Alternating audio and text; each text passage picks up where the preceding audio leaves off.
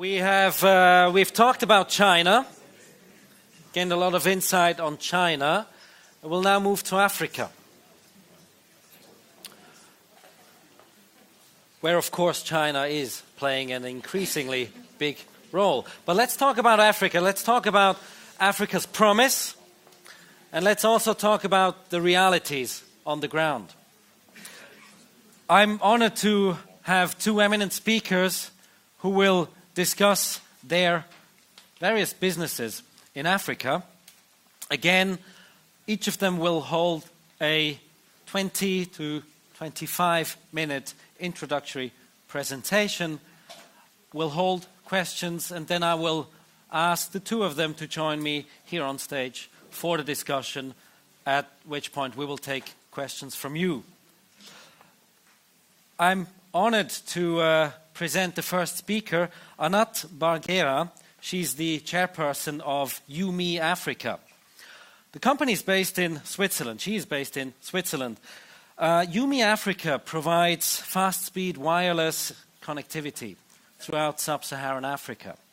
Anat Barghera is a serial entrepreneur. She is the co-founder of several international telecom companies that she built up, resold, and built up something new. And now, as mentioned, her project is YuMe Africa. I'm excited to hear about it, so please welcome Anat Barghera.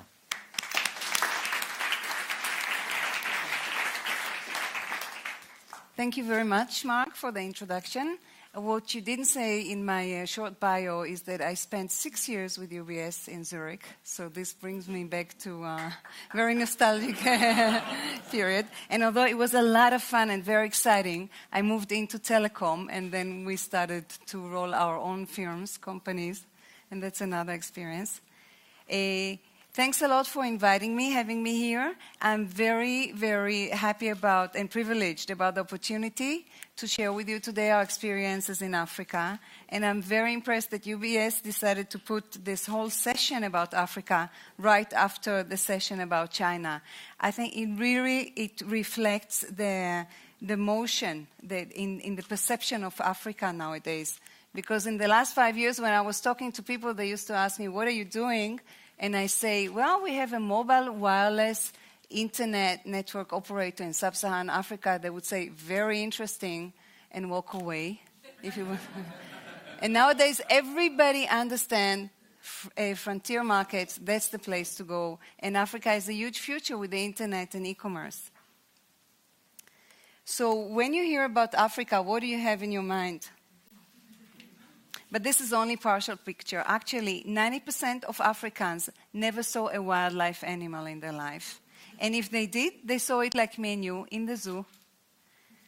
So the general perception, as we all know, the Swiss have the watches and the Africans have the time.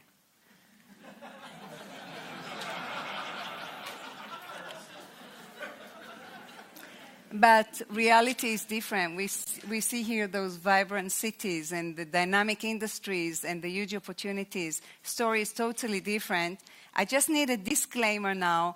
African continent has 54 countries, and they're very different from each one from the other one in size, in population, and most important, on the development stage of theirs. On the economic development, on the internet and telecommunication development stage. So if you talk Nigeria or South Africa, it's a totally different place on the life cycle compared with Chad or Benin or Cameroon. But I'll have to generalize here. So 62% of the African population below 30 years old. This is the demographic dividend. And this represents huge potential. It's the youngest continent, and it's the fastest growing in terms of youth population.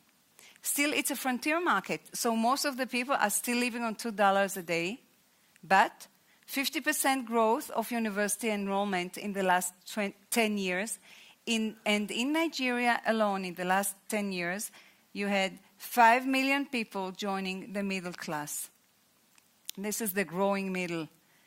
6 out of 10 fastest growing economies of the past decade are in Africa, and countries have a GDP growth of between 5 to 7%, some of them 9%, some of them double digit, and compare it to Europe, with all other places in the developed world of 2%, 0%. You have cities with more than 1 million inhabitants in Africa, more than you have such cities in Europe nowadays. And in 2025, Africa will have the largest workforce worldwide. So there is definitely an untapped opportunity, and the African middle class has been overlooked and underserved. I believe there is a very interesting market there if companies choose to go there.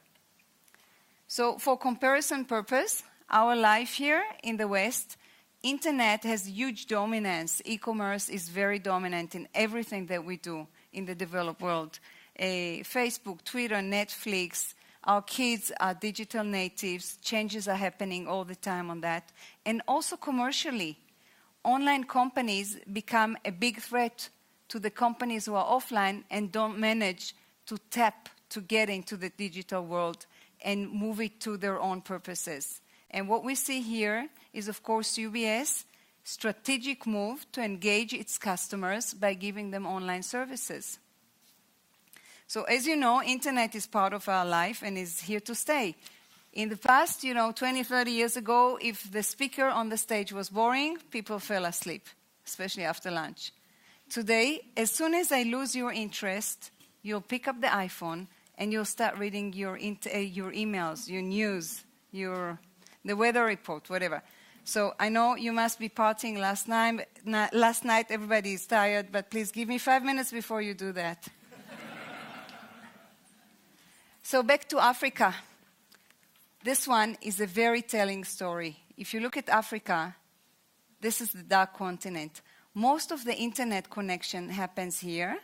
US, Europe, developed world. A little bit here down, a little bit here. In Africa, close to nothing. A little bit in Nigeria, a little bit in South Africa, but totally insignificant. And I think this is the best presentation I ever saw of the digital divide, what it really means. In Africa, only 18% of the population have internet connection. For comparison, in Switzerland, we have 85% of the population connected to the internet. And when I talk about Africa, it's people who go into internet cafe, or they use the computer at the office, or they use the PC of the neighbor in the neighborhood.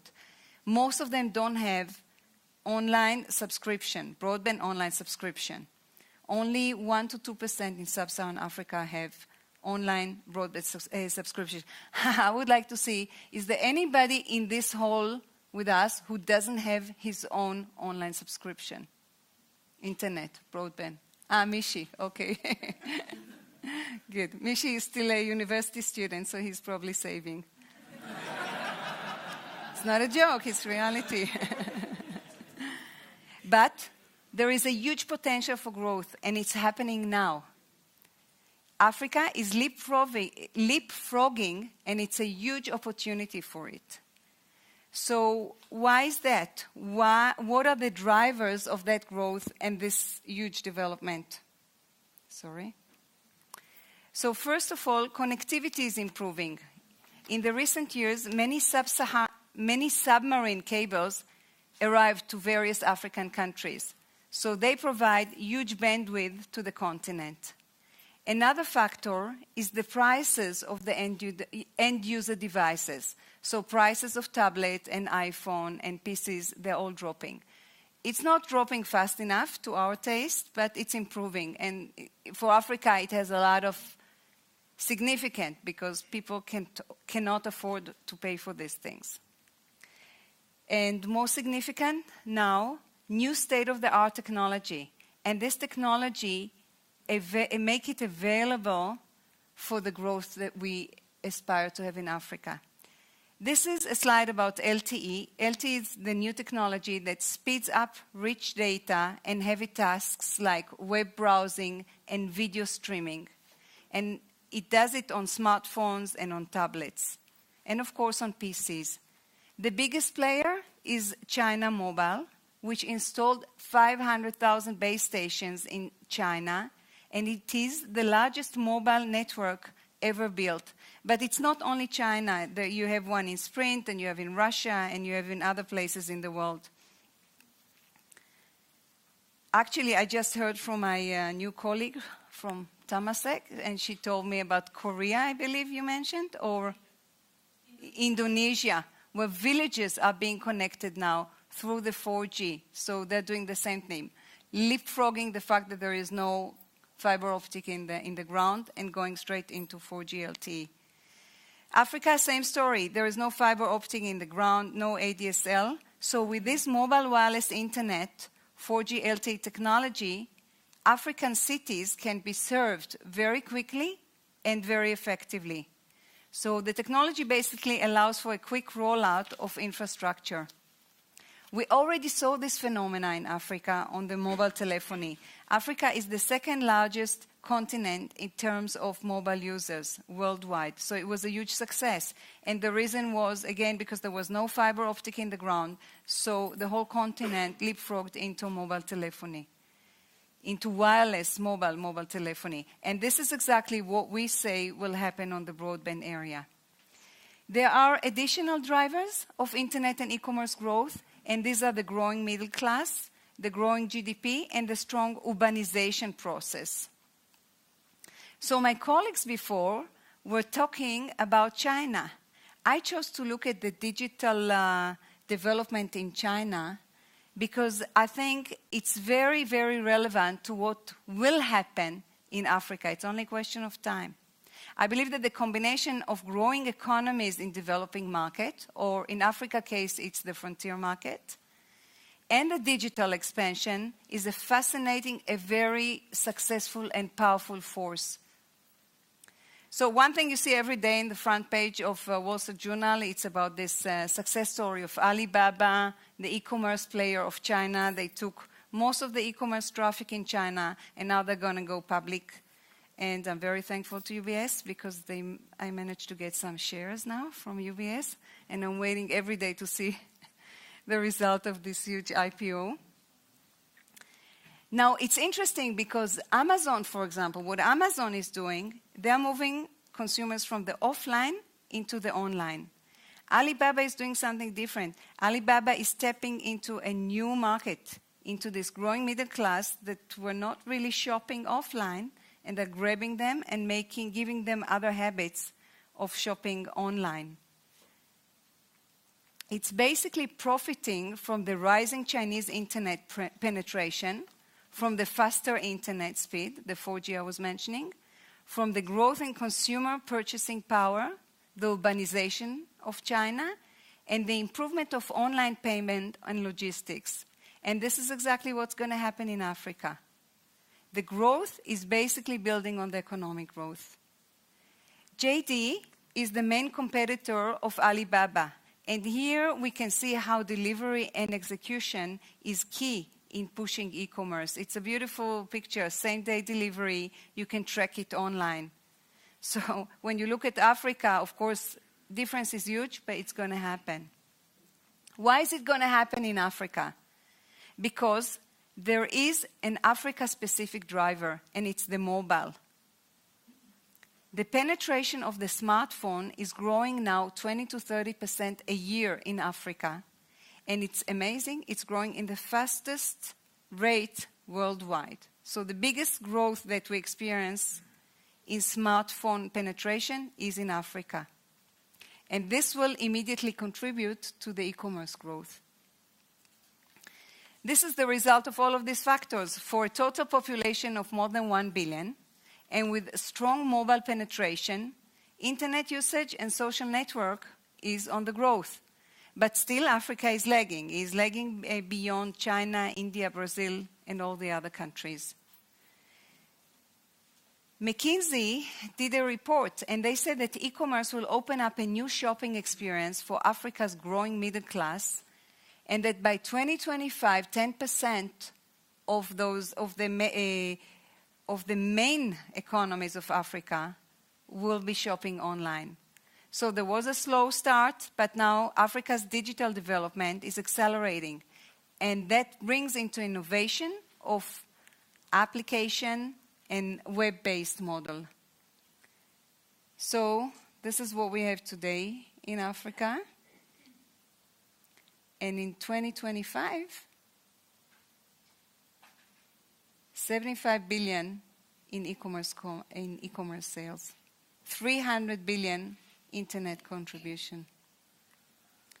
And this is the story of the e-commerce, of how it looks today in reality in Africa.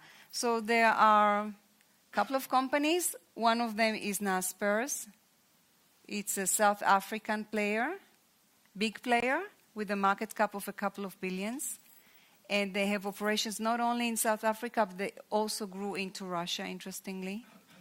Now, there is also Jumia, which probably a lot of people heard about. Jumia belongs to Rocket Internet. Here I found them. Yeah, this is Jumia. In Nigeria. They belong to Rocket Internet. Rocket Internet, very interesting incubator, huge operation in Berlin, belongs to the summer. And what they do, they launch again and again and again and faster, internet startups, very successfully. So now what they do, and the most well-known one is in Europe is Zalando, because they sell clothes, and I know from my friends in Esprit, the offline retailer, they're afraid of Zalando. Those online retailers with clothes are basically killing the offline retailers in Europe. So what Somewhere Brothers or Rocket Internet are doing, they are copycatting everything that went well in Europe or in South America or in other developing markets. They take it and they copycat it in Africa. And it's nice because now Rocket Internet is going to go public as well. And here as well, the estimation is a couple of $2 billion for the market cap. And the same holds for Zalando, which they take public. But the challenges of the e-commerce in Africa are very high and significant. We have very low broadband penetration. And a specific African thing, there is no trust in online purchase. There is no credit purchase at all, so it's all prepaid economy. We sell our products for prepaid tickets. MTN sells their product or the telephony minutes for prepaid tickets. Nobody gives nobody credit. So online payment systems, you don't have them, or you have them at very early stage. Only around 6 to 8% of the population in sub-Saharan Africa have their own bank account. Most of the people don't have a credit card. People get paid by cash. They get their salary by cash. They go to the electricity, they go to the water utility, they stand there in line, and they pay cash. So it's very difficult for an online payment, a online or e-commerce player, to get paid online. So payments for e-commerce today is done in cash and only upon delivery. This is how e-commerce is done today in Africa. Also problem, unclear import, tax, and customs. And Amazon's, eBay, this type of players, they don't even ship to Africa. There is a lack of delivery infrastructure. People navigate by landmarks. There are no addresses. But all of these challenges just remind me of the famous story of Bata, the shoe company. You know, the owner of Bata sent his CEO to Africa to see if there is a market there for shoes. So the CEO came back, said to the owner, "Boss, very bad. Africans don't wear shoes." So what did the owner say? The owner said, "Wonderful, great opportunities. Africans don't wear shoes." And today, Bata is one of the largest companies, and you see their signs everywhere. They're very successful in Africa. I believe this is exactly what will happen to the pioneers of e-commerce who are early enough to get into this untapped market. There's also scarcity of retail and shopping malls. Hardly any shopping malls in Nigeria, in the biggest capital, Lagos. You have 2 to 3 shopping malls, I believe. So the same story in Accra, so the same story in Ivory Coast. No shopping malls, so people don't have the convenience. This will push them online. Then you have bad roads and you have traffic jams. It takes you 4 hours to get from the from the airport to the closest hotel in Accra. The Movenpick built a hotel very close to the airport. It still takes you 4 hours to get there on Friday night. So this will push the movement of the products and service online. And very important, there is no offering on the market. So certain PCs, iPhones, electronic gadgets, clothes that you want to get there, brand names, they're just not there. So if you can get them by shopping online, you'll do that. Payments, of course, are crucial. If this doesn't happen in Africa, e-commerce is not going to be successful. Today, cash on delivery is 95% of all transactions, both online and offline. Africa Pay, this is an example for a player in Cameroon that starts to develop it. And great news, PayPal just announced that they are coming into Africa. So they will be there in 10 countries. And this is significant. By the way, DHL, the logistic company, has been in Africa for ages, and they're very active. So they're also helping on the supply chain. So our company, Yumi Africa, we're providing fast-speed mobile wireless internet access to the people and businesses of sub-Saharan Africa. We are an operator. So we purchase the licenses from the regulator, government, deploy the networks, and we acquire our subscribers. It's a little bit similar to what Sunrise and Orange are doing in Switzerland, but we are, or MTN, we talked about it at the break, but we are a pure player. Our model is that we do just internet, just broadband internet access. We believe mobile is already taken, and there's no point for us to fight those giants, whereas our core competence is on this technology. We came to Cameroon, and within 4 months, we could cover Douala. Douala is a city of 2 million people officially. In reality, it's 4 million people.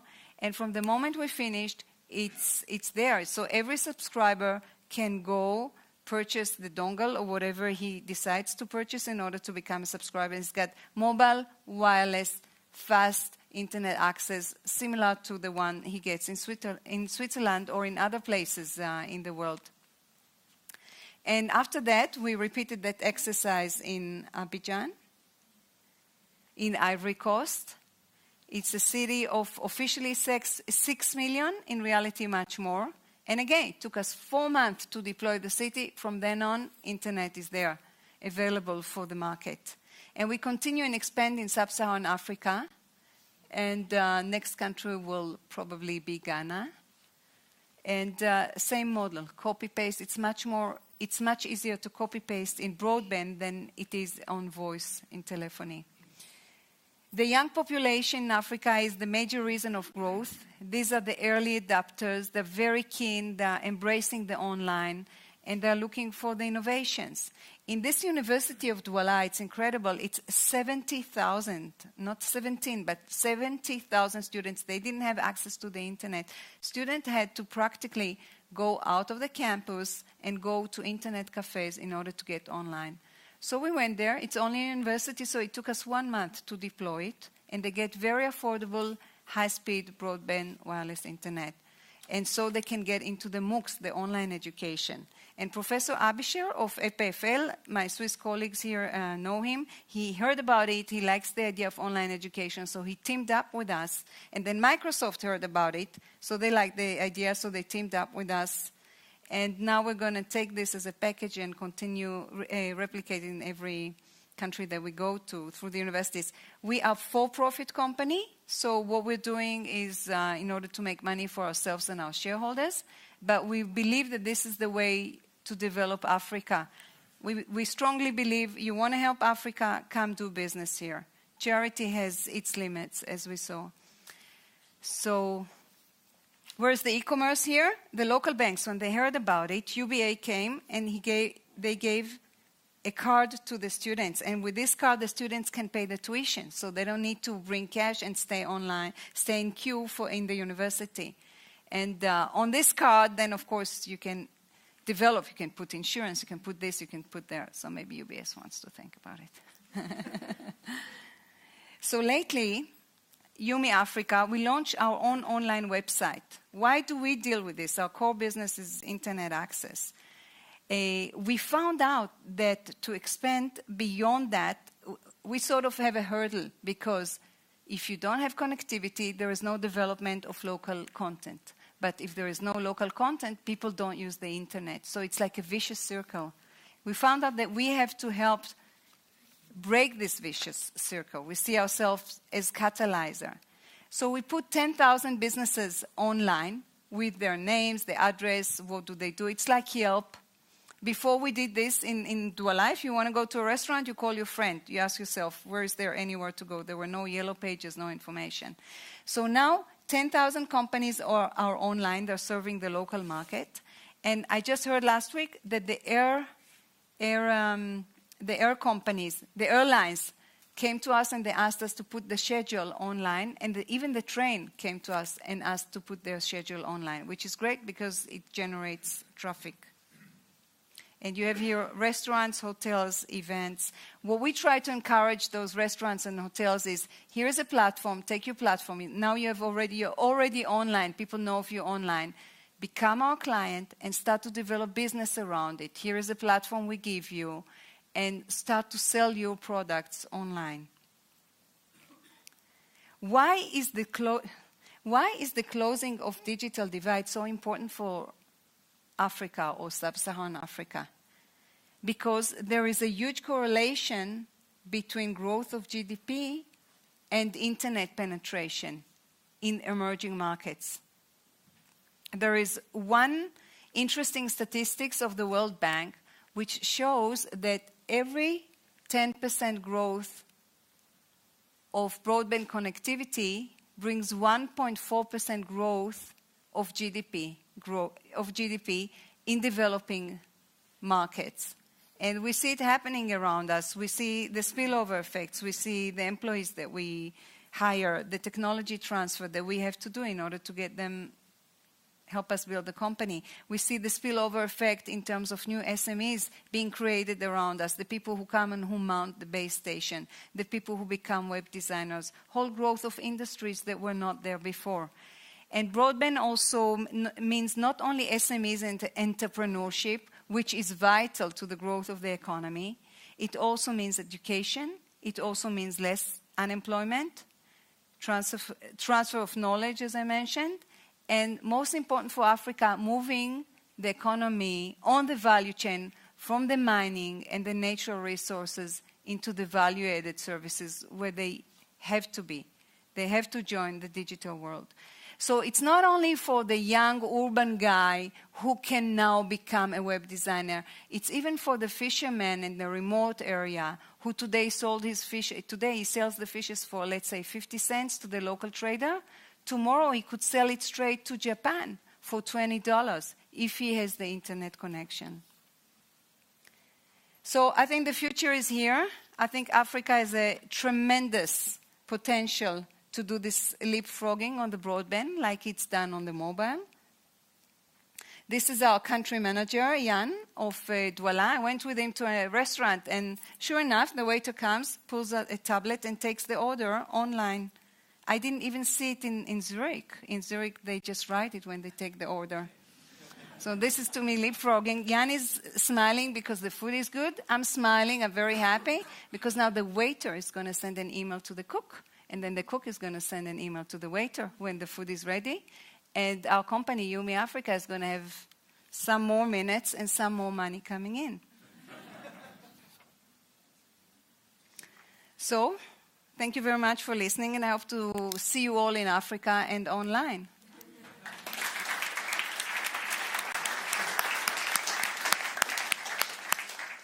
Thank you very much, Anat Barguera. Next speaker is Frank Bracken. He's Belgian by origin. He lives in Dubai, works for a company that's based in Berlin, listed in Paris. He's the chief investment officer of Amathion Agri Holding, which is a company committed to building a leading agro-foods company operating across Africa. His background is with a large multinational company. He spent more than 26 years with Unilever, having lived in Russia, in Latin America, in China. His last position was president of the Africa region. Please join me in welcoming Frank Bracken. Right. I must say that the organizers made a very good choice of speakers, with Anat being a startup, a new age startup. And I call our company, Amathion Agri, a startup with cows.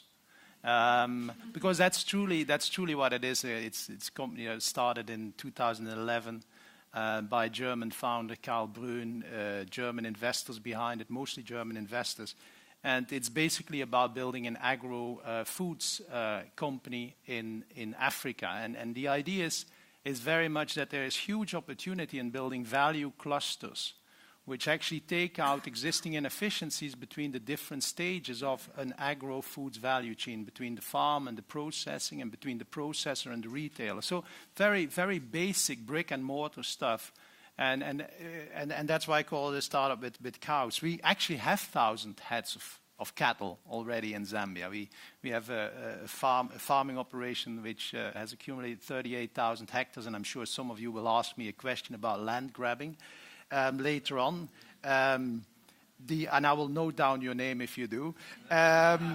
So we have also started a huge agro operation, and that's mostly maize and wheat farming in Uganda. I hope to next week announce our first acquisition of a meat processing company in Zambia. But everything that I've seen until now is actually confirming that there is tremendous opportunity in very, very basic stuff, or very basic, satisfying basic needs in Africa. And I'll come back to that. I had anticipated that Claire, the head of the Rwanda Development Board, who I know well, would have been here and would have done the whole selling job on Africa, about how great it is, etc. And that my role would be to temper that down, actually, to get you back to the ground. Now, Claire is not here. Anat has already given a little bit of the sales pitch on Africa, but I think it is very important that my objective would be to bring you everything a little bit in the gray zone. It's a little bit like where China was 10 years ago. It's like also then you had the believers and the non-believers. It was really black and white. Some people said it will not go anywhere, it will explode, it's not going to work. I think that debate is now behind us. I think everybody accepts that it is that this opportunity is there, it's working, and there's nuances, there's difference of opinion, but everybody agrees it's in the gray zone. On Africa, I'm sure that in this audience there's still a lot of people who are beyond skeptical, who say, it's not working. And look at Ebola, there we go again. Or whenever there is a violence conflict, they say, you see, it's not turning the corner, ever. And there's people who are great believers, who unambiguously believe in Africa. So I still lack a little bit of sophistication in the debate around Africa, and that's what I try to trickle in today. Let me start by saying that I do believe in the opportunity. So if I do sound skeptical on some scores, then please put that in that context, that I think that opportunity is real. The economic numbers are there. It's interesting, by the way, that a lot of these statistics, they are very shallow. They're not necessarily well-founded. And that showed that the number, for example, of middle-income consumers of 300 million plus. Now, if you would put the cut-off line at $20 a day, that's actually more like 50 million consumers. So it depends a little bit on interpretation. Even the inhabitants, that was interesting that in your presentation it was more than 1 billion.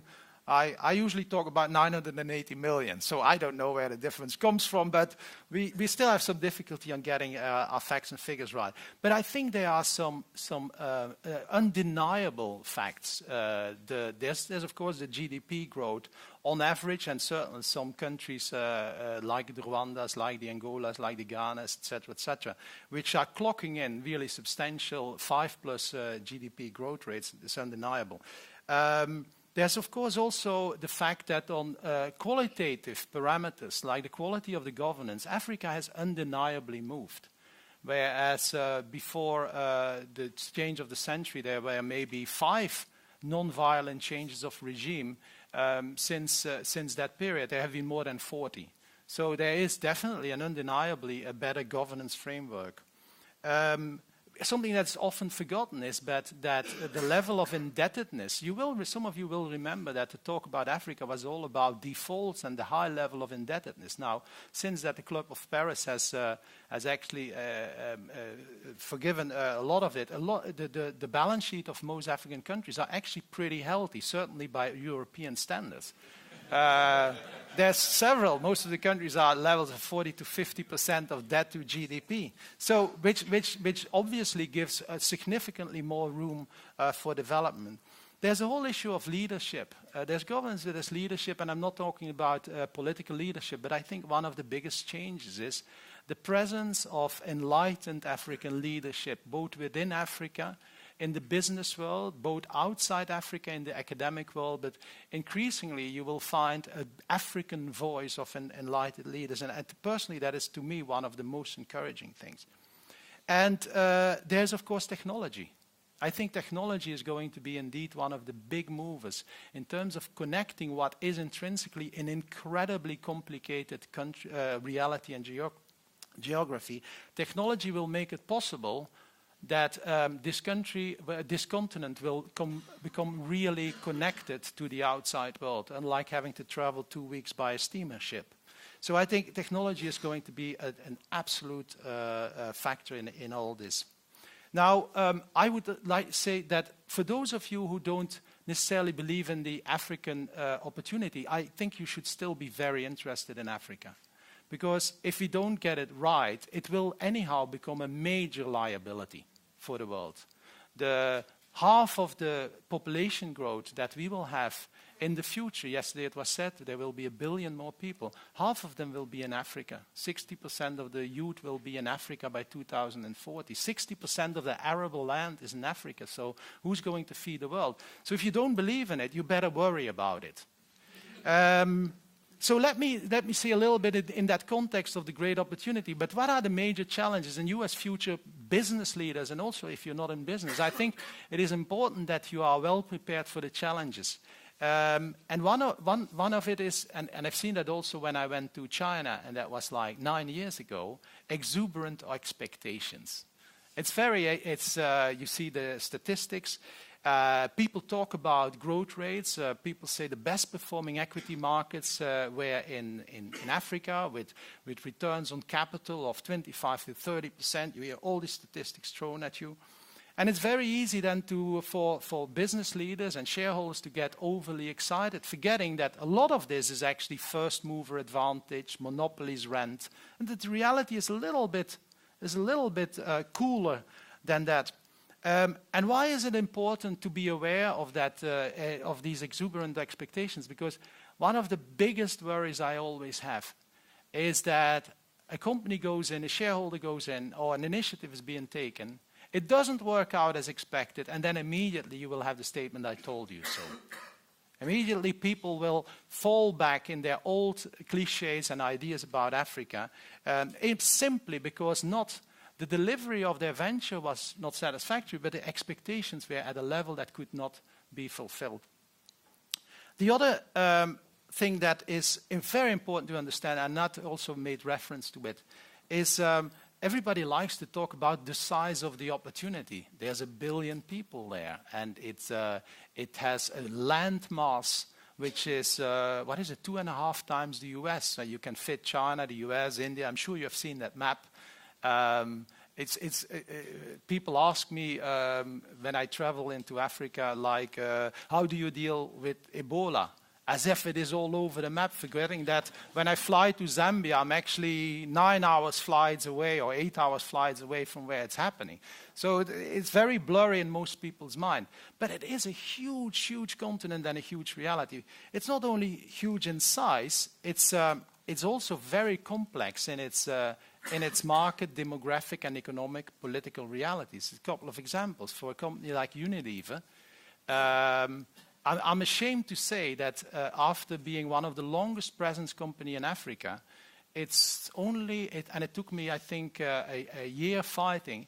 It's only like 4 years ago that it was recognized that advertising from South Africa actually does not work in Nigeria. It took a long time. And anybody who knows a little bit about Africa knows that Nigerians, except for the color of their skin, have nothing to do with South Africa. Many people completely forget that the hair type, when you are in the shampoo market, which we were, that the hair type of Kenyan is very, very different than the hair type of a Congolese. So if you use the same kind of hair relaxer or shampoo, it's not going to work. Many people forget that the attitude about skin color is very different. You know, in Kenya or in Tanzania and East Africa, women would worry about the ashing of their skin. When you scratch your skin, it's gray. They hate that. That's what they worry about. But in the DRC or in many West African countries, they still want their skin to look lighter.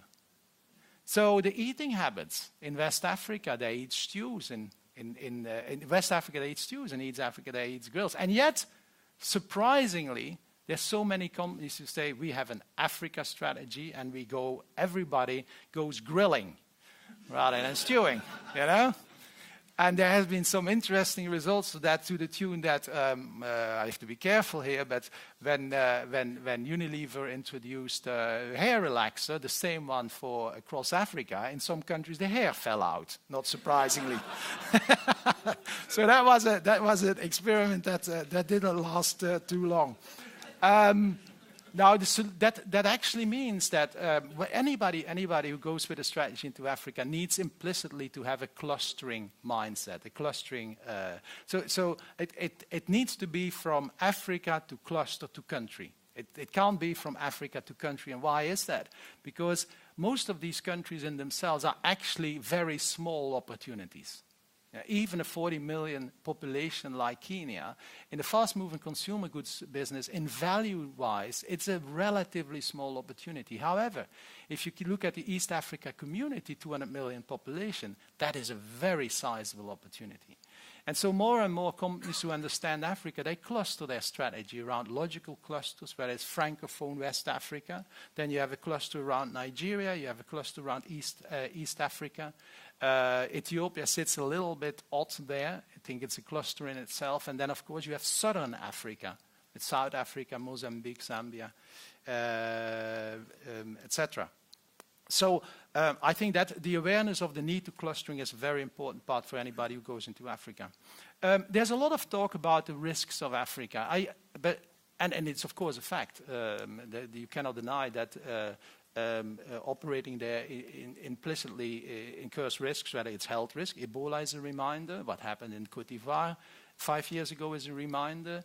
The forex scarcity in Malawi 4 years ago is a reminder. So there's no denying that there is an enhanced level of risk. But I was actually quite inspired by something that I read in the Berenschot. Berenschot is a Dutch, I think, consultancy outfit, Berenschot study. And they actually talked about the need from moving our thinking from risks to responsibilities.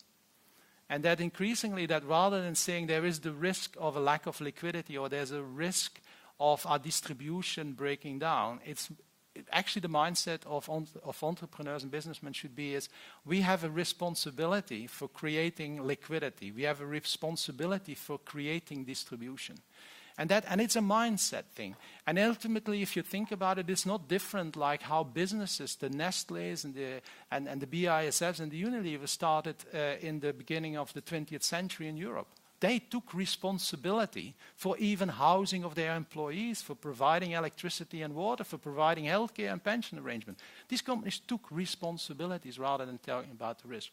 And I think increasingly companies who go into Africa need to learn from that past fact sheet and have a willingness to take responsibilities for what is easily seen as risks. Another important part is that we should not forget that Africa is a marathon. And everybody says, yeah, it's for the long term. We have a strategy, and in 10 years' time, it will pay off. It's often forgotten it's also a sprint. It's exactly that, like what I've seen in China. It is unbelievable how suddenly, out of the blue, things just flash forward. A lot has to do with technology. In some markets, like in the personal care goods or in the foods goods, it has to do with the emerging competition from Indian entrepreneurs. The world has really become a flat world, and you see people left and right storming across you, and there you sit with your 10-year strategy of saying, in 10 years' time, we want everybody to move from hard soap washing his clothes to detergents powder. There we sit, and suddenly there's a liquid, an Indian entrepreneur brings in a liquid detergents, bang, takes 20% market share. Yeah. So this awareness that it is, you have to have the endurance, the willingness, the stubbornness to sit it out for the long term, but at the same time the agility to look around you because all the time there's somebody who's probably taking you over. There's a big issue of talent and leadership. This is always a hot debate, a delicate debate. Many of my African friends says, Frank, there is no talent problem. Look at me. So yeah, yeah, but there's you. But I always cut that debate actually pretty short. I always say, look, if you disagree with me that there is a talent issue in Africa, then you underestimate the opportunity. Then you underestimate how much engineers could be employed and how much accountants could be employed. So in my view, it's undeniable that Africa has a considerable talent gap between what it needs and what it has. It also relates to the whole infrastructure question, and private capital likes to talk up the need for infrastructure investment, which is in the billions, which is correct, by the way. What I like to talk up is the need to manage what we have, what is there. And we all know that the infrastructure that exists, whether it's electricity or ports or airports, it's actually used for 50% of the capacity because of managerial capacity. So there is a huge need for talent. There's also a need for leadership. And when I use visuals, here flashes up a picture of Mandela, but not when he's 80 years old, when he's 35 years old. Because what Africa needs is actually young, inspired leaders. And in the culture in Africa, where there's a huge respect for gray hair, this is not easy. So there needs to be a real mental switch, like where we say we are going to give room. We need more 30 years old Mandelas. People who stand up, try to break the system, try to change the rules. More than the wisdom of the 80-year-old Mandela. It's the 30-year-old Mandela that we need much more. When I joined Unilever, I was surprised to see that the average age of being promoted into management was 15 years higher than in Europe. 15 years. So how the hell can that organization ever be competitive with a global world if you promote people at a pace that they literally fall asleep before they are being promoted?